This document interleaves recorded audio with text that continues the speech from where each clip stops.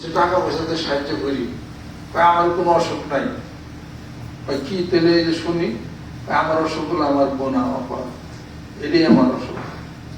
কত টাকা পয়সা দেই, আমি তো উসমান গনি ধনী, লাগবো না, আমার আল্লাহ দিব। তাহলে তোমার ছেলে সন্তানদেরকে দেই, পায় না। তুমি কি জানো না যে আল্লাহ পাক বলছেন যে সূরা ওয়াকিয়া পূর্বের প্রতিদিন রাত্রিতে আল্লাহ পাক তার রিজিকের গ্যারান্টি দিবে। সুবহানাল্লাহ। যেই ব্যক্তি প্রতিদিন মাসাক করবে, কোরআন শরীফ তেলাওয়াত করবে এবং নফল নামাজ পড়বে, ওই দিন সে অনাহারে থাকবে না। যেই ব্যক্তি সূরা দোহান করবে, আল্লাহ তার রিজিকের গ্যারান্টি দিবেন, তার হায়াত অনেক বেড়ে যাবে।